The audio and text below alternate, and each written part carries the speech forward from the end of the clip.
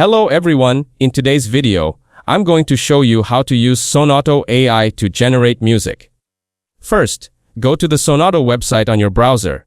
Make sure your internet connection is stable for smooth performance. Now, click on Login from the top right corner. You can log in using Google, Discord, or your email. Choose the method that's easiest for you. After logging in, select your account and click on Continue. Here, you can type a prompt describing the song you want. For example, you could write, "A rock song about turtles flying."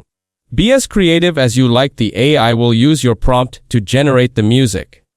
Next, click on Generate. The AI will start creating your song. This may take a few moments depending on the complexity of your prompt. Once the song is ready, you'll see it appear on your screen. Click on the song to view its lyrics and get a full idea of what was generated. Now, you can publish the song. Enter details like username, display name, and a description for your track. You can also upload a profile picture to personalize your profile. After filling in all the details, click on Update Profile. To save your song, click on the three dots next to it and select Download. Then, choose the format you want, such as MP3, and select the folder on your computer where you want to save it.